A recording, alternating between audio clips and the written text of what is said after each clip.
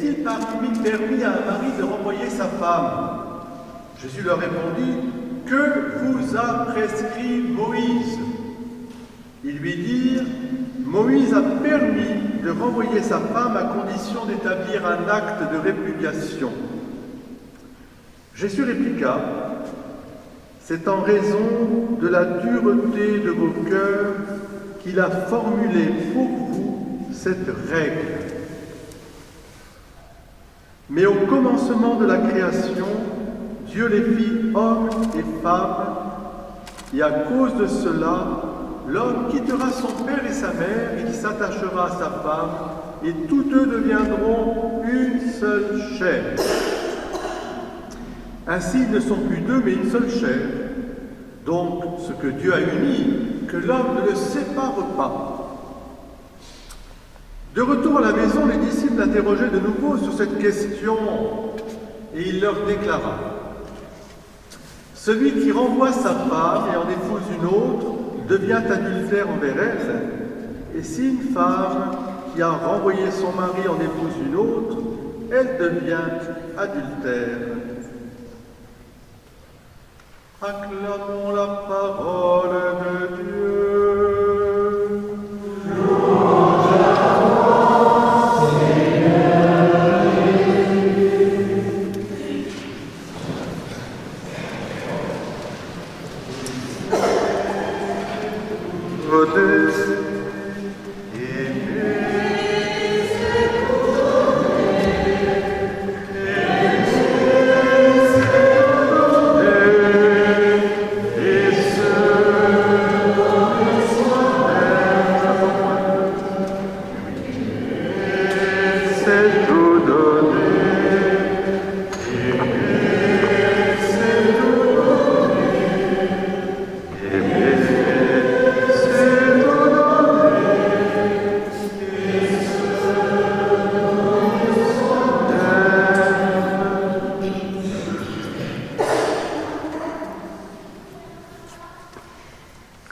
D'abord, n'oublions pas de prier nos saints.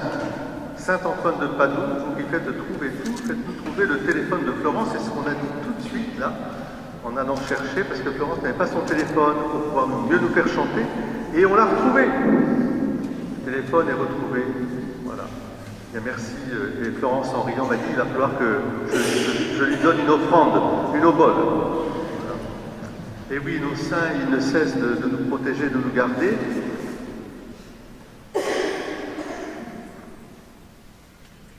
Lorsque je prépare au mariage et que je célèbre des mariages, comme hier par exemple, souvent on prend la partie de l'évangile où on dit ce que Dieu a uni, que l'homme ne le sépare pas, et alors c'est un évangile raccourci, il n'y a pas de précède, et puis il n'y a pas aussi suit. Et même, on pourrait dire, j'en rajouterai encore une petite couche après. Et pourtant, ce qui précède est très important, parce que la question des pharisiens est une question qui nous taraude tous. Est-il permis ou non? Vous voyez, c'est la religion du permis ou pas permis. Et ça, c'est d'abord des questions qui ne sont pas sans importance, mais qui, je dirais, au fond, sont des questions très humaines, trop humaines. Est-il permis à un homme de renvoyer sa femme, nanana, etc. Et on trouvera toutes les raisons, toutes les occasions, etc. Donc, le Seigneur, lui, écoute et renvoie à Moïse. Qu'est-ce que vous dit Moïse? Moïse nous a dit qu'on pouvait, c'était permis, nanana, voilà. Et vous n'avez pas rien de nouveau sous le soleil, parce qu'aujourd'hui, vous pouvez dire la même chose, mais c'est permis, c'est dans la loi, si c'est dans la loi, c'est que c'est donc bon, c'est permis, etc. D'ailleurs, beaucoup de gens vous disent, si on peut, maintenant c'est dans la loi de faire ceci ou de cela, donc c'est bon. Et le Seigneur, lui, il nous élève toujours. Il n'est pas là pour condamner, il est là pour éclairer notre route, pour nous faire reprendre le bon chemin. Alors qu'est-ce que dit Jésus? Jean, par exemple. Qu'est-ce que dit Jésus? Comment il s'y prend?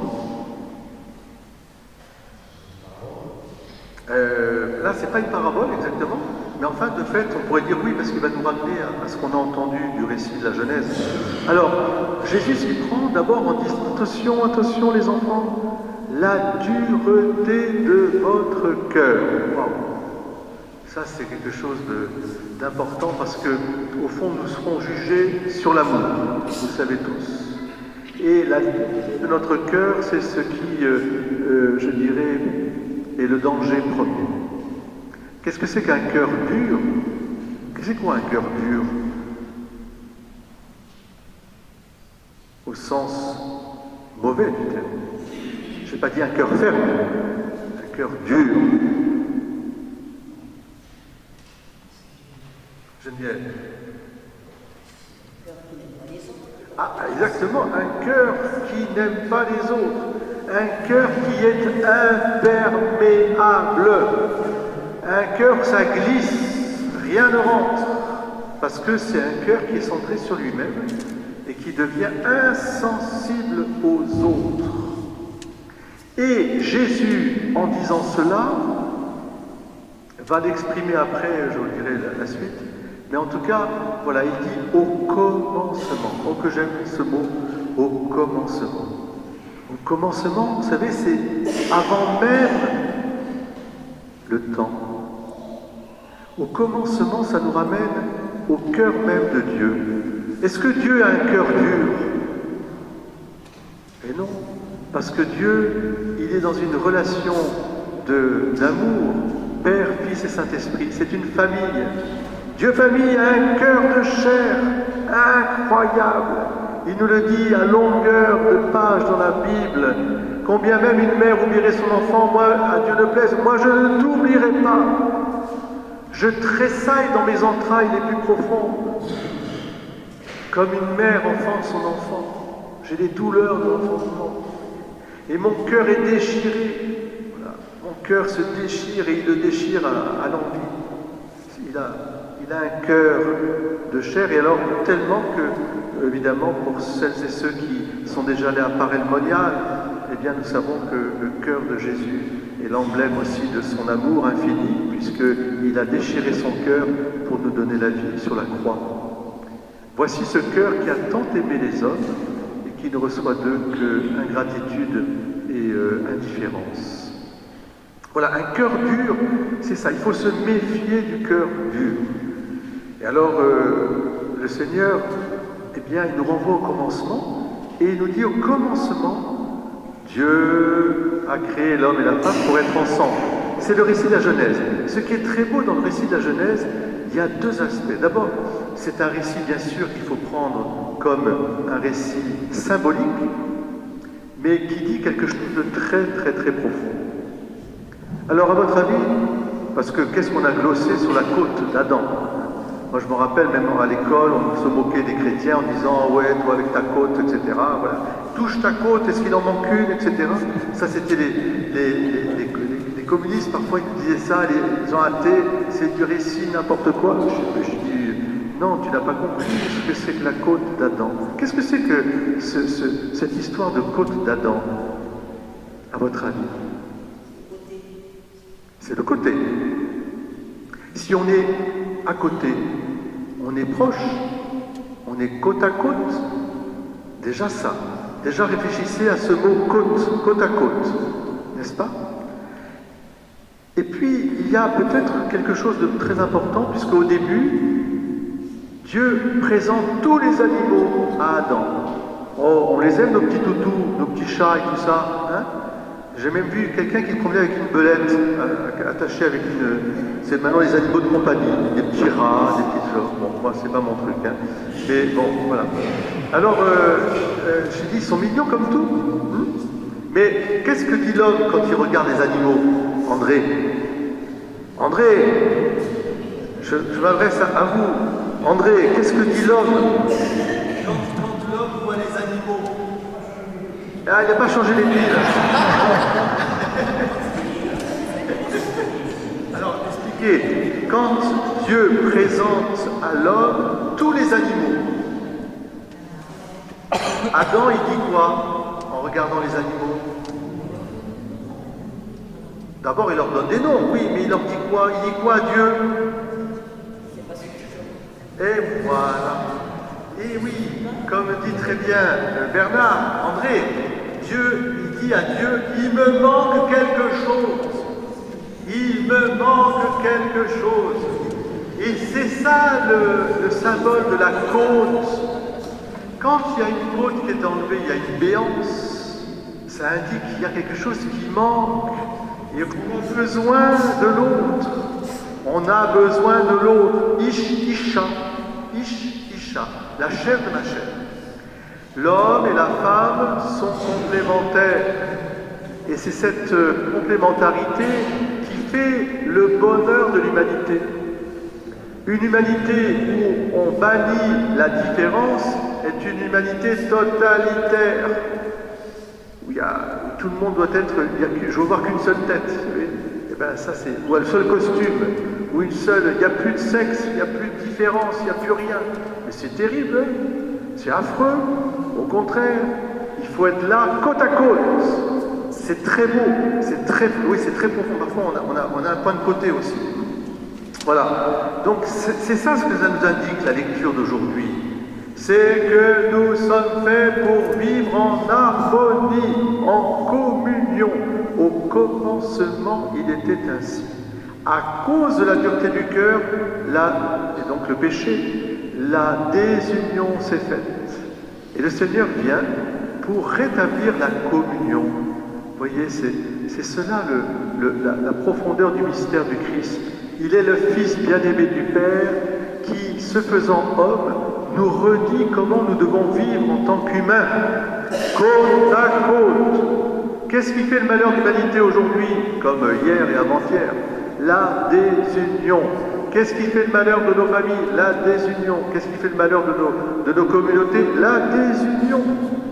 Alors, comment faire?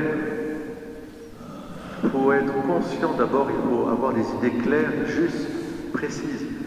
Le combat, il est précisément pour l'harmonie et la communion. C'est ça le combat de nos vies. Et si Jésus est venu, c'est parce qu'il est venu aussi pour sauver, pour nous sauver. Car à la fin du récit, lorsque les disciples lui posent la question, il y en a un qui va poser encore une question qui est très importante. Ce un, c'est le chef de l'Église, ni plus ni moins. C'est Pierre. C'est le caillou. Il est là et il arrive, il dit, mais lui qui est marié, il dit, si c'est ça, le mariage, pour toujours, comme si on avait pris pour 50 ans, 60 ans de bagne. Moi, c'est pour ça que je dis maintenant aux gens, vous vous mariez pour toujours? Non, pour vous aimer chaque jour. Pour toujours, bien sûr, mais pour vous aimer chaque jour, c'est beaucoup mieux. Ah, parce que sinon, si on prend un bail pour 50, 60, 80, alors là, on ne signe pas. Hein, même les bails amphithéotiques, vous voyez. Donc, et alors, Pierre, qu'est-ce qu'il dit? Il dit, si c'est ça, il vaut mieux pas se marier. Ah, ce Pierre, il a vraiment raison. Mais qu'est-ce que lui dit Jésus? Ce qui n'est pas possible à l'homme, l'aide à Dieu. C'est-à-dire, je viens, moi, vous porter la grâce. C'est-à-dire, qu'est-ce que c'est que la grâce? C'est l'amour de Dieu répandu dans nos cœurs. Mais qu'est-ce que c'est que l'amour de Dieu répandu dans nos cœurs? C'est la miséricorde. On revient au cœur de chair. C'est la tendresse. Le remède à la dureté du cœur, c'est la tendresse. C'est la miséricorde. Cœur à cœur, côte à côte, 100%. Je dirais même humanité appesantie ensemble. Il faut cette communion. Voilà, et bien, aujourd'hui, en ce 6 octobre, eh bien, je vous invite à renouveler votre oui à la communion, votre oui à la famille, et à être des témoins de la famille. Être des témoins dans votre cœur déjà, en la mettant vraiment à l'honneur, en étant des témoins de l'évangile de la famille, et puis en la vivant au quotidien par cette humilité qui nous permet de demander à chaque jour de nous aimer tous les jours. Chaque jour, je demande de nous aimer tous les jours. Aide-moi, Seigneur, aide-moi en couple, aide-moi en famille, aide-moi en paroisse, à nous aimer chaque jour, à nous porter ensemble, à nous supporter, être supporters et à nous dévouer l'amour-service. Et le maître mot, encore une fois, méditez-le bien aujourd'hui, c'est la tendresse. Avoir un cœur de chair, c'est un cœur tendre, comme la bonne viande qu'on mange quand elle est bien tendre. Eh bien, c'est le faux filet. Eh bien, ayez un bon cœur, un bon cœur. Contre mauvaise fortune, bon cœur.